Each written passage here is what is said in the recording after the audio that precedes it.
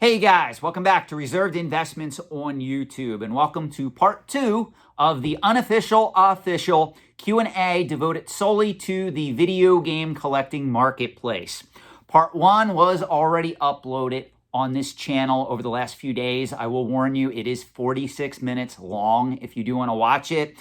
That being said, this is part 2. Spoiler alert, there is going to be a part 3 given how many questions I got asked in this particular Q&A segment. If you're wondering where I'm getting these questions from, on August 6th, 2020 of this year, I uploaded a video specifically asking for questions devoted to only but the video game collecting marketplace that I would answer in full. This is part 2 of that particular segment. Again, there's going to be a part 3. I do not know yet if there will be a part 4. If I don't get through all the questions in part 3, yes, naturally there will be a part 4. To my normal subscribers who may not have any interest in the video game collecting marketplace, know that more video uploads will come soon to this channel. I'm going to be doing one where I talk about my antique and collectible consulting business. I'm going to also be veering off into the direction of paper money collecting, currency collecting. Those videos will probably launch within the next few weeks, so please stay tuned. We're going to get right into this. Again, got asked a lot of questions. I have a number of vintage systems and games. A few systems have original boxes, but it is a used collection that I wanted to play. My collecting goal was to get each system and set them up in a man cave. I never got the man cave. I'm now coming to terms with it. I'm sorry, my brother or my sister, because I don't know whether you're male or female, who asked me this question. How would you handle a collection of random systems, accessories, and games that starts a bit before the Atari 2600 and ends at PlayStation 3? Here's the problem you're going to have. If you want to maximize the amount of profit or the sale price you're going to get out of these items, it's going to be a time sink. This is why I tell people you cannot put all your money. I'm not saying that you did this. I'm just using this as an example. This is why, though, you cannot put all your money in one type of collectible, one type of asset. Because in something like this, when you go to sell it, you are really going to have almost a second full-time job to go onto the market if you want to maximize value on this collection and sell it, because you're going to have to piecemeal some of it. Meaning you're going to have to go through and you're going to have to look what games are in demand, what games are valuable, what games will sell well on their own, and then you're going to either have to sell it most likely on the internet, whether you want to go through eBay, whether you want to go through Facebook collecting groups, whether you want to go through online collecting forums. Those are your best bets. I tend to prefer eBay because I have more control over the sales price. I have more control over who may end up buying that particular item in the end. So as a result, I can lessen my risk by using eBay as opposed to an online collecting forum or a Facebook group. That being said, one of the advantages, though, of using an online forum, of using a Facebook group, is you're probably not going to pay any final value fees. Let's be honest. eBay does charge anywhere from 10 all the way up in some cases 15%. You may have PayPal fees on that. Managed payment fees with eBay are now included, according to an email I just got, into the final value price. But even still, you're still going to pay a substantial amount of commission to eBay if you go that route. Given the fact that most of your stuff is used, I'm not seeing any notification in your statement that you have anything that can be sent to WADA or VGA to get graded. And if it's in high grade, you can either sell it through heritage auctions or the like and rake in some additional profit. So that's going to be your end goal if you want to maximize profit. If you're not too concerned about profit, you can easily put up like a collection of PlayStation 3 games in the system, sell them by system and games, but you're going to take less in value by doing it that way, because most people who are going to buy a lot of PlayStation 3, a lot of Atari 2600 games in the system, they're going to want the good stuff included. Where if you pull out some of the rare stuff, you're not going to do as well on those lots.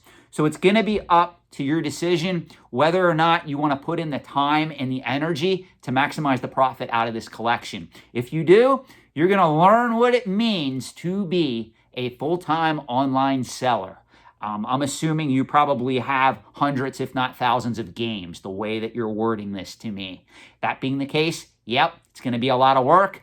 And when you break down the amount of money that you're probably going to make on selling this stuff, if you do turn a profit at all, because I don't know what you paid for these items, you would have most likely made more working at Target, working at Chick-fil-A. It's the nature of the beast.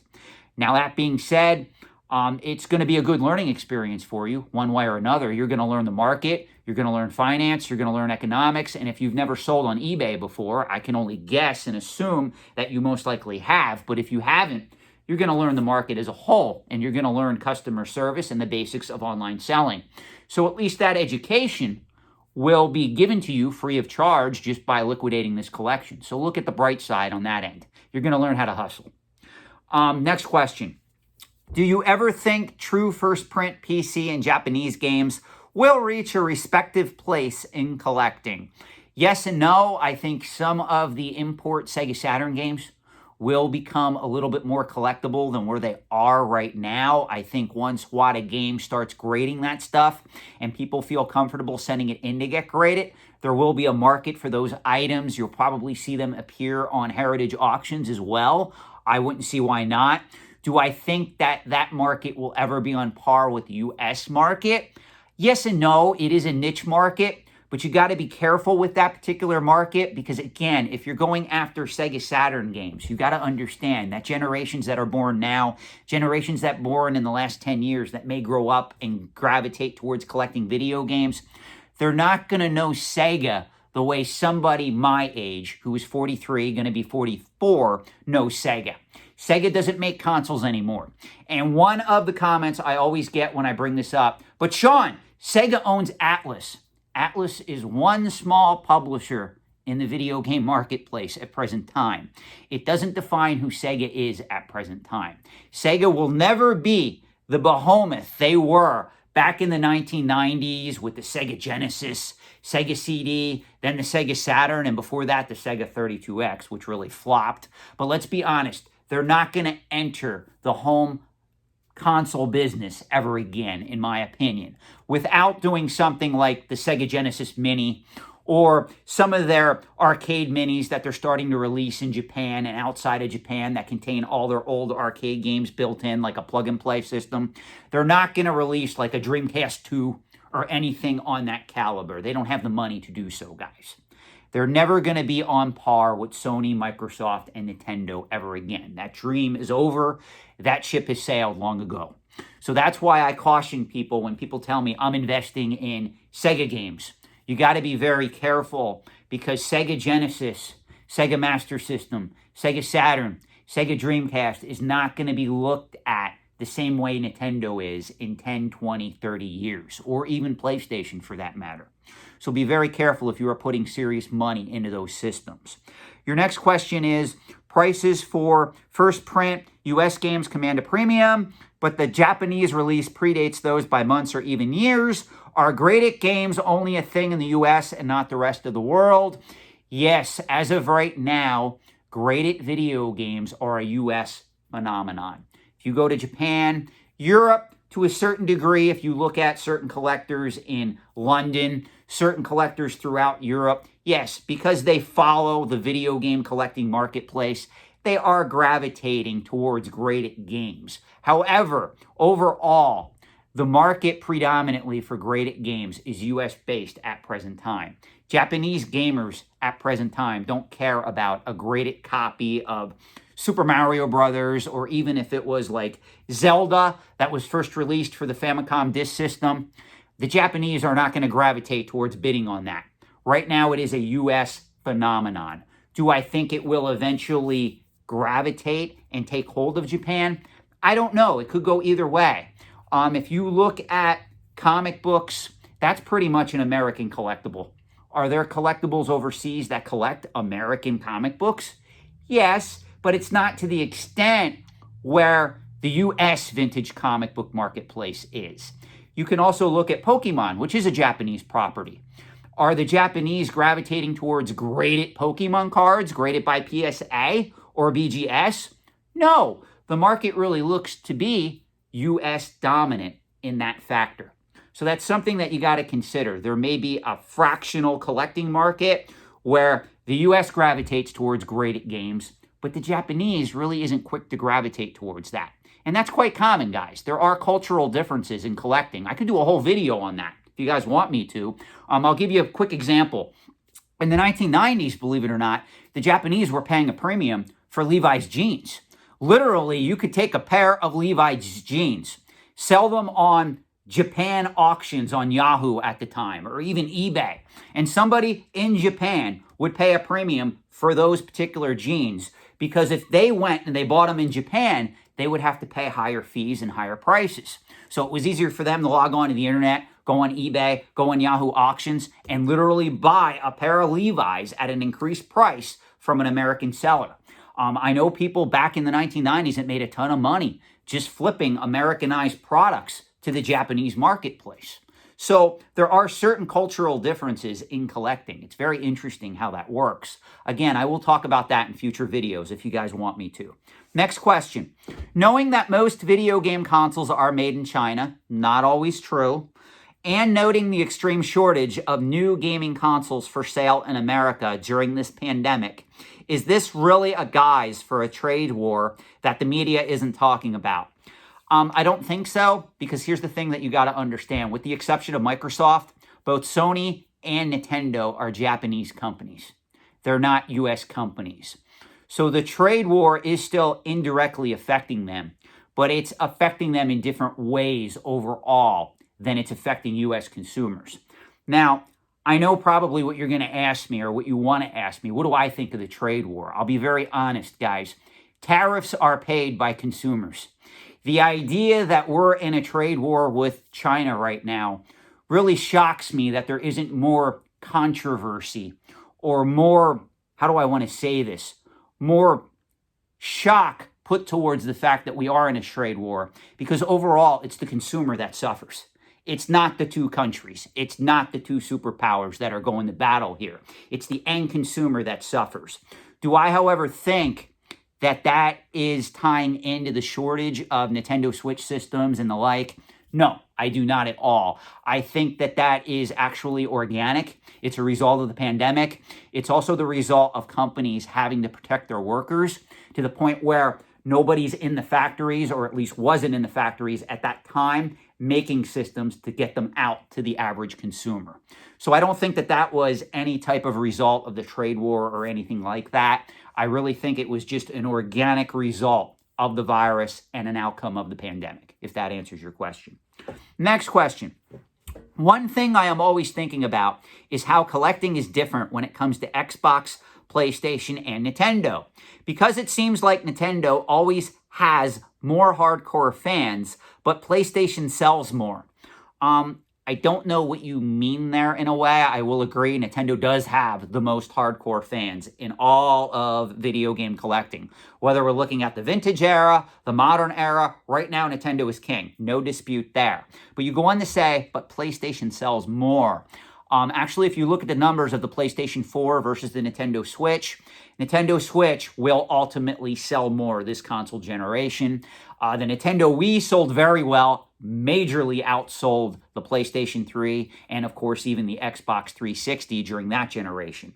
It is true, the Wii U got pounced by the PlayStation 4 and even the Xbox One, if we're considering that console to be placed in that console generation war. If you do place it in that console generation war, you are correct. The Wii U did not sell as well as the PlayStation 4, nowhere near even what the Xbox One did.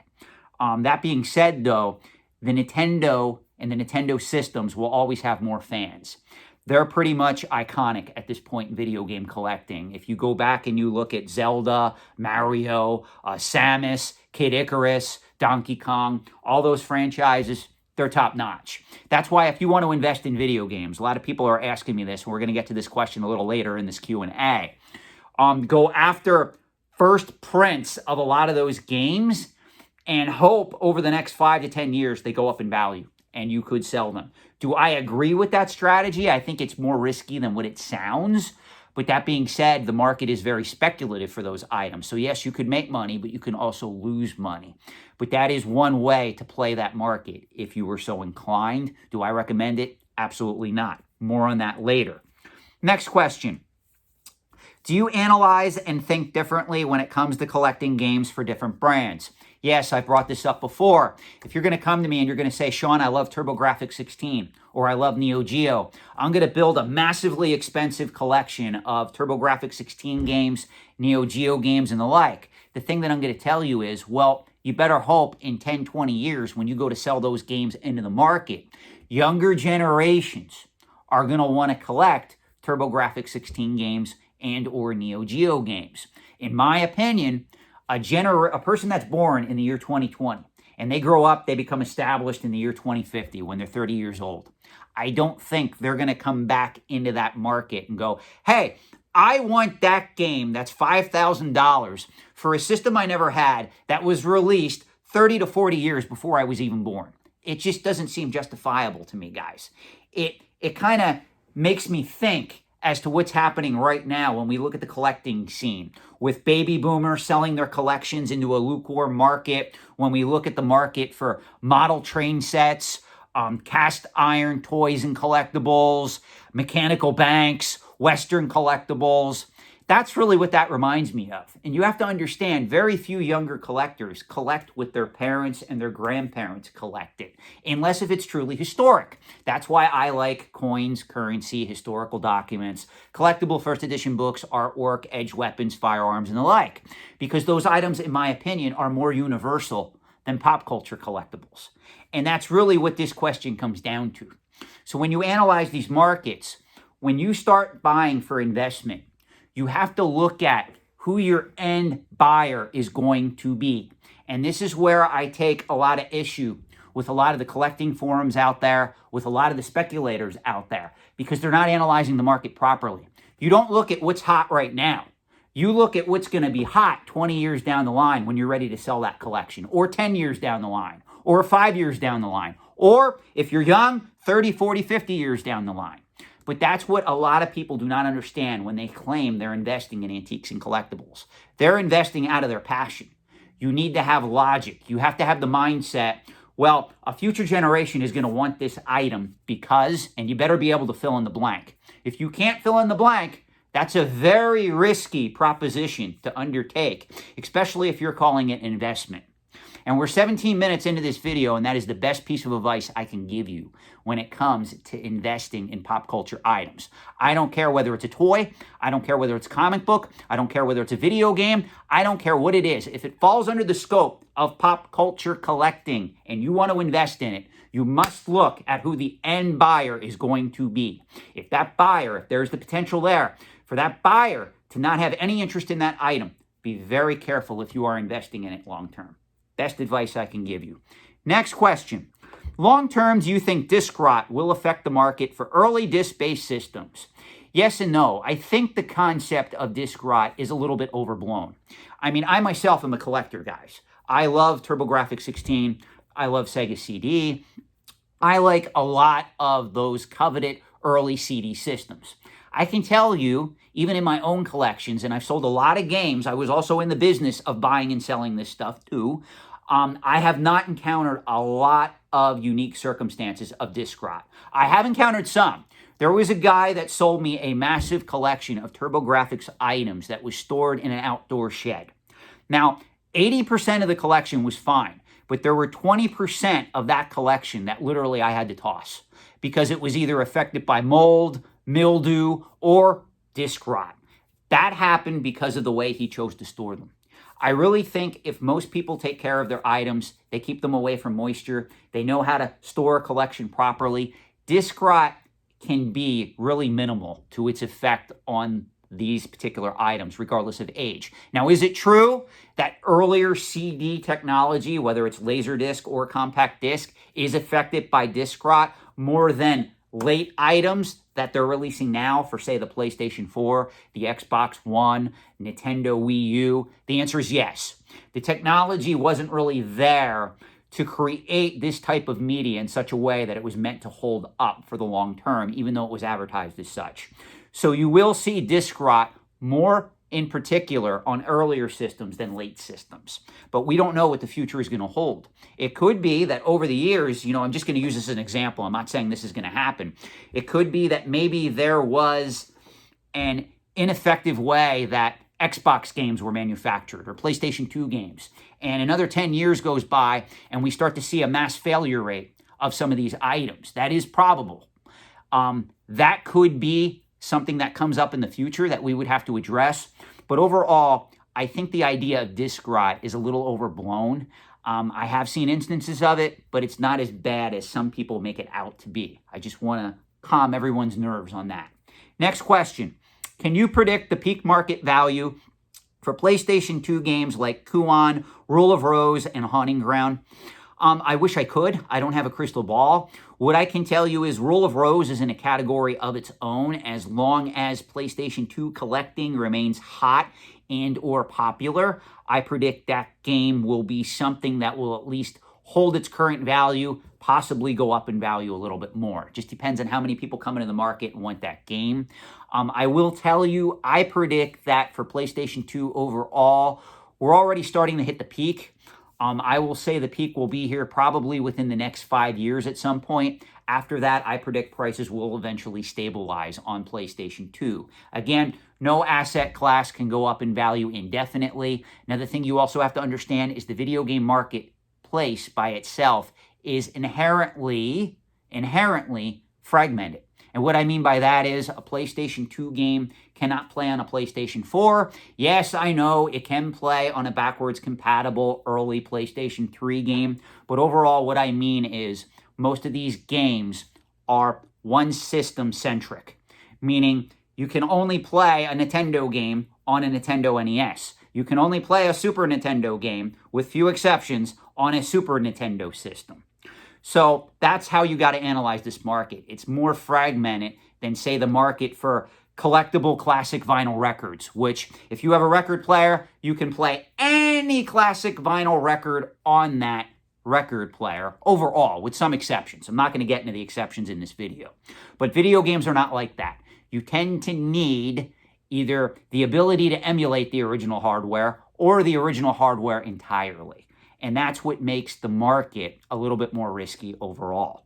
Next question. Sean, when will the bubble pop? It seems like every heritage auction realizes crazy prices.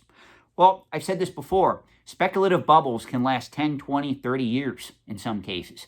If you look at what's happening with graded comic books, vintage comic books, a lot of that market, I'm going to say it, is in a speculative bubble. I don't care what anybody says. When I talk with other people who are highly versed, highly educated in antiques and collectibles, most of us all agree that the vintage comic book market, as it is today, cannot go on like that indefinitely. At some point, there has to be either a catalyst or some type of change that occurs within the industry that causes prices to either stabilize or, in some cases, I hate to say it, pop or start to decline. Ironically, that's what happened with coins. And yes, I love coins today. I invest in coins. You guys know that. But in the 1980s, there was a massive speculative bubble due to the advent of third-party grading that propped up the price of graded coins. Well, most people don't realize this. That speculative bubble lasted for close to 10 years. Speculative markets, there is no time frame. It's not, well, Sean's been on YouTube for a whole year and 2 months, and he's been telling everybody that the market for graded video games is going to eventually pop, and it hasn't popped yet. Well, first, it's not going to pop. What's going to happen is the market's going to become established, and prices are either going to dissipate, there's going to be a little bit of a pullback, and they're going to stabilize. It's not going to pop like a graded copy of Donkey Kong Jr., a black box game for the Nintendo. That's known to be in factory sealed condition, or maybe it's a first print that's complete in the box that currently sells for X thousands of dollars. It's not going to go to zero, guys. That's not going to happen. You're not going to find bargain prices like that. That's insane. That's Beanie Baby talk. That's a whole other market. Are there comparisons to that market? Yeah. Are there differences to that market? Of course. These aren't Beanie Babies. But on the same token, you must understand that no asset price can go up exponentially year after year. And that's where I think a lot of these speculators, even in comic books, are fooling themselves. At some point, the market has to either stabilize or there has to be a pullback. And usually when there's a pullback, that's what scares the speculators and even some of the unsophisticated investors, where they go, oh my gosh, I pay $10,000 for this item. I can't believe it's now selling for $7,000. I can't handle that. Last 3 sales are for $7,000. I'm going to lose $3,000. I'm out. I got to push all this stuff into the market. Get me out. This market's too risky. Well, little Timmy, you should have analyzed the market properly to begin with, and you would have understand the risk before you took the plunge, and quite possibly you wouldn't be in that predicament. And that's my advice to all those speculators out there. Next question, and you do bring up an excellent good point here. Last year, we all could have made a killing on the sealed market. No, you couldn't have. By that time, the gears were already in motion. You have to remember, you would have had to take the time to get this stuff graded. You would have had to consign it to auction. Be very careful when you analyze these markets in 2020 hindsight. When you analyze these markets in 2020 hindsight, some people really idealize these markets. Like, Sean, if I would have bought that item for 20 grand, I could have sold it for 30. Do you know that for a fact? You have to kind of analyze it from the standpoint of, okay, this item that was selling for 20 grand now sells for $30,000. Would I have been able to fluently take advantage of that opportunity and convert it into cash, just like it played out, like me looking back at this particular event? The answer in most cases, believe it or not, guys, is no. So understand that going in. You do ask, though, there are a lot of complete in box items selling for a premium right now. Do you see these as a decent investment? The answer is, again, it depends what we're talking about. Are we talking about a first print copy of The Legend of Zelda, complete in a pristine box that grades in WATA games in 9.2, 9.4 condition? Then yes, possibly. Are we talking about a complete in box, late release gray cartridge Zelda game that grades in 7.0 that's selling for a premium right now? No. So you have to analyze the market from that standpoint and still remember that rarity and demand matter, but rarity only matters if there is demand in an established market. If those two conditions are met, and I really believe, I'm going to say this again, video games eventually are going to become an established market in the antiques and collectibles trade. So if those two conditions are met, then yes, you can start looking at rarity and go, okay, I can't afford, or maybe you can't afford, I don't know, a sealed, factory sealed copy of The Legend of Zelda first print for the Nintendo Entertainment System that might sell for $40,000 or $50,000 in 9.2, 9.4 condition. But I can afford to pay $5,000 or $10,000 for a first print open copy of The Legend of Zelda that's in pristine condition, complete in its box, that's in 9.2, 9.4 condition. You have to then analyze the market and say, is it worth it to pay that amount of money for that game, knowing that there's more complete in box copies of this stuff out there than there are factory sealed copies. And if you analyze the market correctly, that's how you can make money. That's really what it comes down to. Next question. Sean, I've heard you mention several times that modern game collector editions are not good investments and they won't gain significantly in value due to manufactured scarcity.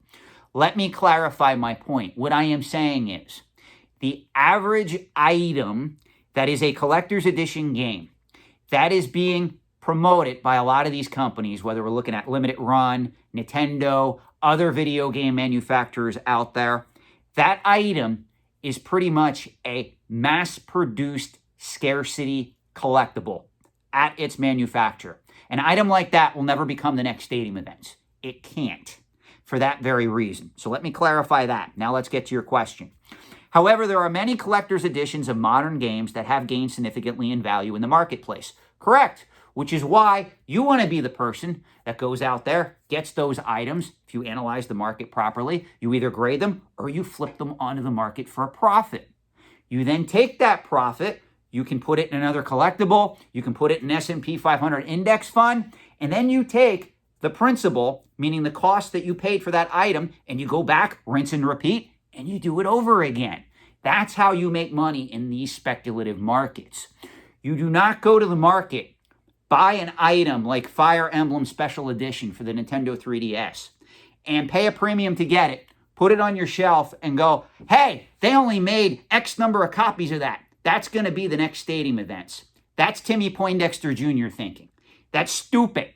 There's no fundamentals that dictate that an item like Fire Emblem Special Edition made for the Nintendo 3DS, graded, ungraded, factory sealed, used, whatever, is going to become the next stadium events because all that Nintendo did was they limited the amount of supply that would be available to the market. Stadium events, when that game came out, it was never meant to be collectible. If that game would have had a print run in the tens of, let's say, the millions or the hundreds of thousands of units, it would not be as collectible as it is today, guys. And I'm referring to stadium events in that analogy. Because it's collectible today because of the licensing fall through between Namco Bandai, or Bandai at that particular time, and Nintendo. That's what made the game collectible, because only several thousand copies got out. And it was considered historic by a lot of video game collectors at the time. None of these games, like the Fire Emblem Special Edition, the 20th anniversary new Nintendo 3DS system that Nintendo put out, none of those items have organic collectability. Now, it's true, some of them can still become valuable, but they're going to have a limit as to how much value they can accrue. It's not something I would invest in for the long term as a result. Let me answer your question that way. Do you think that those increased values will hold long term? Yes or no? I think that there, again, is a limit to what people will pay for those items given the circumstances. They're not organic collectibles. And when you invest in collectibles for the long term, you want organic collectability. Or long-term organic collectability will always beat short-term mass-produced scarcity. Always remember that. It will always. That's why I get into a lot of arguments with Amiibo collectors. Somebody will contact me and go, Sean, I paid $15 for this Amiibo. I can sell it for $60. And I look at them and I say, sell it. Get rid of it. You quadrupled your money. Now, after eBay fees, expenses, maybe shipping, maybe you only tripled your money. But still, take the profit out of it and put it in something else. Don't think just because you got an Amiibo that's $60, in 10 years it's going to go to $180 or $200. That's foolish thinking, guys. It's a mass-produced item. Almost everybody who bought Nintendo Amiibos kept them sealed. Everybody, if I take you up to my video game room and I have a shelf like this full of Amiibos that are all factory sealed, every video game collector almost has a shelf like that, if they have the means to do it. Let's be honest. So if something like that goes up in value in my own collection, what do you think happens? I pull it, I throw it on eBay. Hey, whoever wants it, mint condition, here's the price. I'll pay for shipping. I'll even ship it to you in a box, make sure that it gets to you in near mint condition as it is in my collection. If you want it, it's yours. I'll gladly take the profit. That's what I encourage people to do. So I hope that answers your question. Next question. Sean, how do you see emulation affecting the longevity of PlayStation 1 and PlayStation 2 collecting? You only need a decent PC and the original disc, disregarding piracy. That's what you're stating in the parentheses. And you have an HD version and you don't even need a console. Well, here's the problem. When we look at emulation, and especially in this case, I'm going to state the term illegal emulation, it really hasn't caught on with the masses. If you don't believe me, why do you think the NES Classic, the Super NES Classic, items like that have true, I don't want to say collectability, but were released by the original manufacturers as a plug-and-play device, sold so well? Because they were easy to use. You didn't have to download anything. You weren't downloading software. You weren't playing them on a PC. You could easily hook it up to an HD TV and play those classic games, the 30 games that were built into the NES Classic system, for instance. Well, ironically, here's something that most video game collectors ignore. If you look at what happened to the price of the cartridges that were actually contained on those units, whether we look at the Super NES Classic or the NES Classic, during the time of those systems released, those plug-and-play devices, the prices on a lot of those cartridges dropped in value. Why is that? Because people were willing to go to the store and pay $80 or $60 to play those 30 Nintendo games that were contained on that device, and they knew it was an original Nintendo game. They didn't have to download anything, and as a result, they didn't have to go to eBay, they didn't have to go to their local game store and buy a physical copy of Super C or Super Mario Bros. 3, or if we look at the Super NES Classic, F-Zero, or SimCity, or Super Mario All-Stars, or whatever else was on that, Super Metroid, Earthbound. That's what contributed to that market decline. So ironically, not everybody is adopting this idea where emulation is king. I know a lot of people tell me They like legalized emulation. So they like items like the Sega Genesis Mini, the TurboGrafx Mini, the NES Classic, items of that nature. And I'm in that camp as well. I sold off most of my TurboGrafx games. I have some still in storage, but most of that collection was sold, and I don't regret it, guys. I'm going to be very honest. I profited highly from that collection, and I took the gains, and I'll be very honest with you. I put it into an S&P 500 index fund. That's where it went. It's been there for 5 or 10 years. I don't regret it at all. The gains have been tremendous in the stock market. Next question. Sean, PlayAsia is selling some of these really weird niche visual novels. I think you kind of answered part of your question in this. For Switch, for like 70 to 100 bucks. What do you see happening with these games, price-wise and availability-wise? I don't have a crystal ball. I mean, obviously, I would have never predicted that certain PlayStation 2 games will be selling for what they are today, to be honest. I kind of knew Rule of Rose would be. I actually did own several copies of that. I talk about it in another video, if you guys remember. That being said, what I will tell you is that's a very esoteric market right there. A lot of people are betting big that just because if a Nintendo Switch game comes out and maybe instead of several million copies that are released for that particular game, meaning of that unit, like Animal Crossing. Animal Crossing had a print run in the tens of millions of units. So people who come to me and say, hey, Sean, 20 years from now, people are going to pay a premium for Animal Crossing for the Nintendo Switch. I kind of shake my head. And I have to tell these people, there's a lot of people that are going to be speculating on that game. I guarantee you more than a few people are going to keep a copy of Animal Crossing factory sealed in their own collection because one day they think it's going to sell at a premium. And maybe it will. I don't know. But something like this, these niche markets for some of these games, be very careful because a lot of that is mass-produced scarcity. Now, do I think that one of these weird niche visual novel games could become worth valuable in the future? Absolutely. But do you really want to take the risk and speculate on something like this if it's not something that you enjoy? If it's something that you want to collect, you really enjoy this, you have the money and the means to do it, go after it. No harm, no foul. But if this is something that you would be investing in solely as an investment, I would caution you to pull back, reanalyze the situation, and understand that there's better places for you to put your money. I hope that answers the question. I know you are very negative on physical media and physical games. I'm actually not. What I am stating is, though, I don't think that people realize how the market is transforming and what's happening in that market overall. There's too many speculators with dollar signs in their eyes thinking that everything is liquid gold. That's not how these markets work. If you go back, even if we talk about vinyl records, even if we talk about movies to a lesser extent, let's be honest, movies, meaning DVDs, Blu-rays, they're never going to be as collectible as video games. Let's be honest. Or even vinyl records for that matter. But if you look at those markets, even though digital data, digital entertainment entered the realm, not everything that was ever pressed on a vinyl record or not everything that was made into a DVD or Blu-ray movie is worth money today, guys. And that's what I don't think that video game collectors understand fully. Some of them do, but not all of them. The speculators, the Timmies out there, the Poindexters, they really think that everything's going to go up in value and it's going to constantly go up in value. That's not how this market works. It's too nuanced. For instance, people out there ask me all the time, Sean, I'm buying 3DO, I'm buying Philips CDI, I'm buying Atari Jaguar games and systems. What's your opinion? And I look at them and I tell them they're horrible investments. Who the hell 20 years from now is going to remember and want to go back and buy an Atari Jaguar or a 3DO multiplayer or a Philips CDI? Have you ever sat down and played some of those games? Don't get me wrong, there are gems in all those game libraries.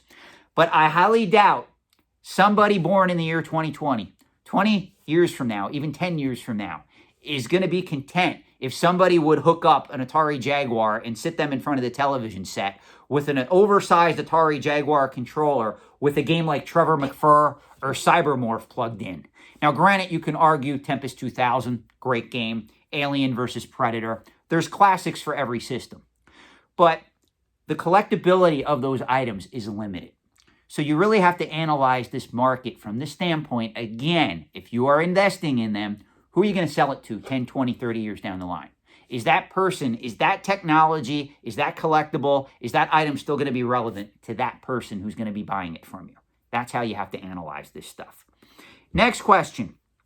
Sean, if you buy a game for investment, which questions need to be answered before buying it? Okay, first caveat. Now that we're 40 minutes into this video, most people already shut the video off. They've already ignored me because the metrics on YouTube tell me as much. And I believe them. A lot of people don't like my videos. They watch them for 10 minutes. They shut them off. Other people love my videos. They watch them till the end. So I don't know what group you're in, but if you're still paying attention, I'm going to answer this once and for all.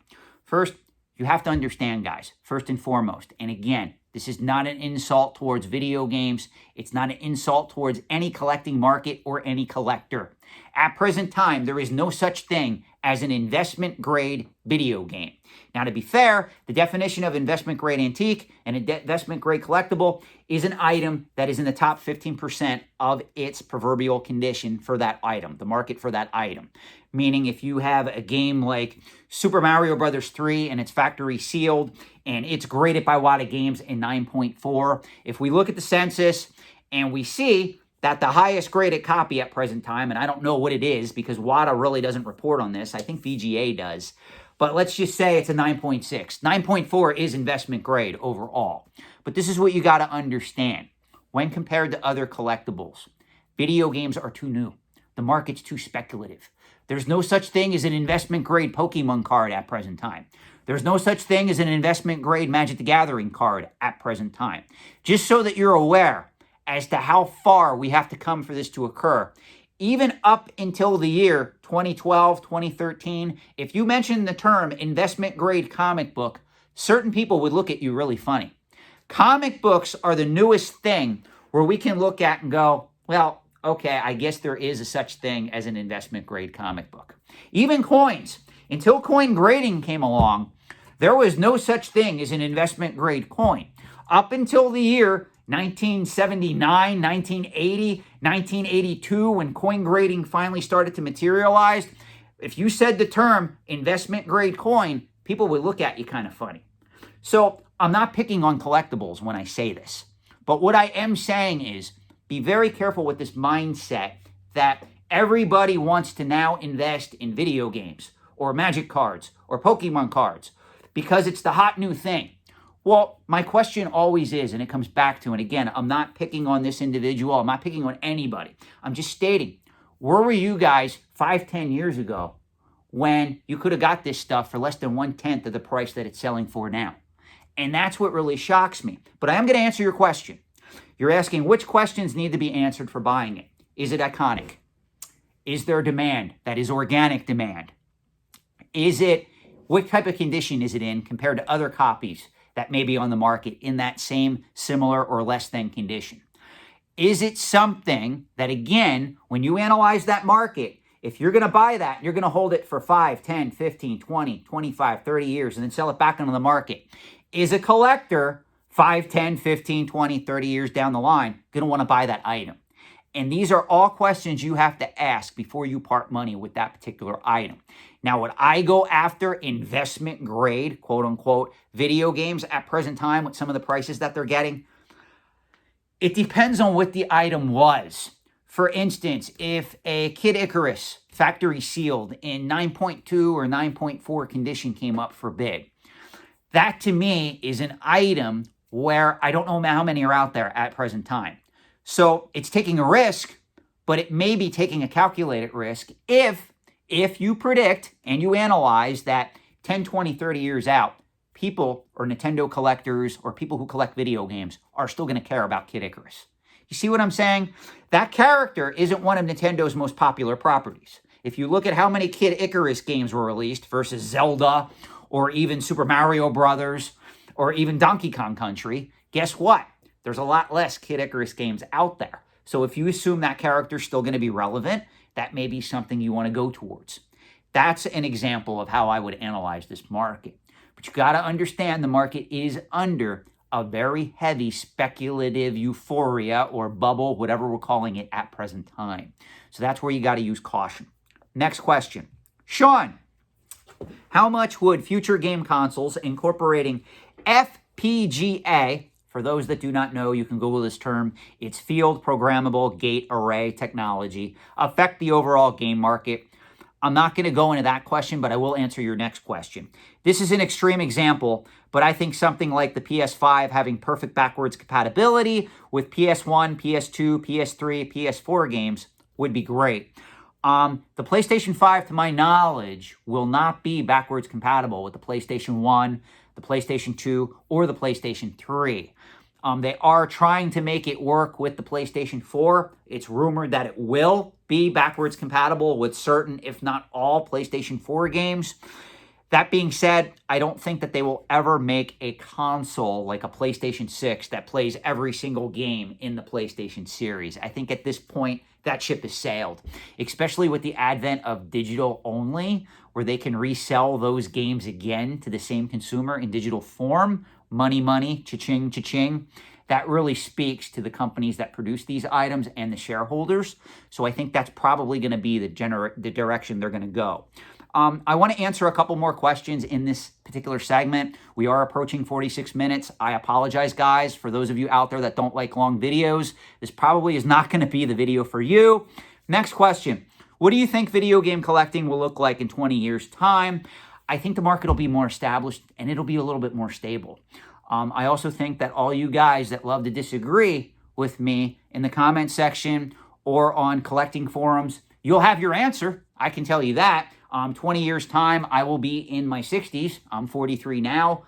I'll be 63 years old. So at that point, I don't know whether I'll care one way or the other at that point, as I've said to you before, and a lot of you younger guys can really learn from this. The way that your life is going to go and the interests that you have are going to change over time. For instance, I'm 43. I still like video games. That being said, I'm not too much to the point where I need to collect them or I need to own them all at this point.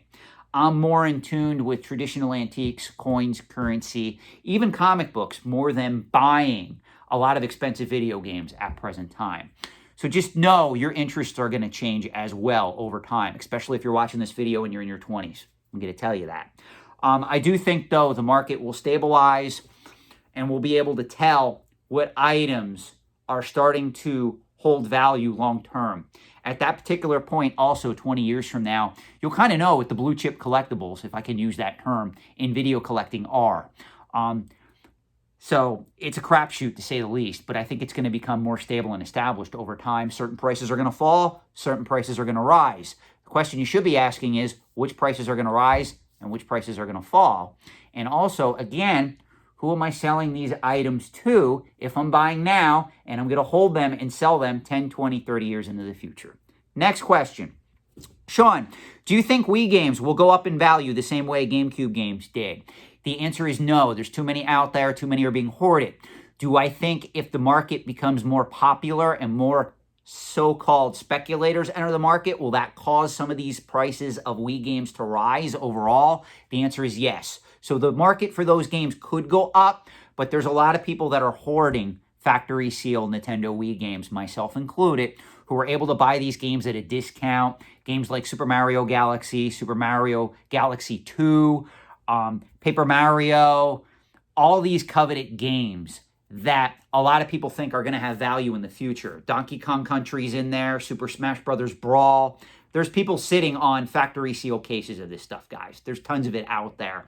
Because at that particular time, people already knew that video games were collectible, and they started going after these games when they could get them cheap, and they just kept them factory sealed, and they threw them in a closet.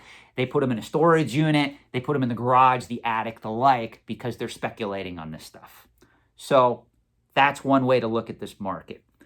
Next question. Will physical games remain collectible if the newer generations only know digital? That's a great question. The answer is I don't know at present time. Again, unlike vinyl records, the market for video games is a little bit more fragmented. I've said this before. I have my doubts that 20, 30 years from now, the average person out there is going to care about Nintendo games that were released for a system 30 to 60 years before that particular person was born. And there's a lot of people that love to argue with me against that. If you believe that those people are going to want those items, you better be going after the big hitters, the highly coveted stuff. Not the stuff that is common as day or is considered quote-unquote rare just because it is in factory sealed condition. You're going to want to go after like the first appearance of Zelda, Legend of Zelda, Zelda 2, Super Mario Brothers, items of that caliber. Not your Faxanadus, not your Cobra Triangles, not your RC Pro-Ams. Items that are really going to have coveted collectability, because people can look back and go, hey, that was the first release of Zelda. I'm playing Zelda 24 on my Nintendo Switch 3 in the year 2032. You see what I'm saying? That is how you would predict that market properly if a stable collecting market for those items does emerge in the future. Next question. Sean, since there's a lot of people buying and holding sealed games for the PlayStation 3, the Wii U, the Wii, and the Xbox and the like, where do you see the expectation of selling these games in 20 years for a profit? I kind of already answered this question. The simple answer, again, is too many people are speculating on these items, guys. I'm going to end part 2 here. We almost went 51 minutes. Please, if you like this content, consider liking, subscribing to this particular video, all 10 of you that are still watching. If you do want to leave me comments, feedback in the comment section below, I do take the time to read all of them, whether I respond or not. Thank you for watching. Part 3 is coming at you soon. Thanks, guys, and have a good night.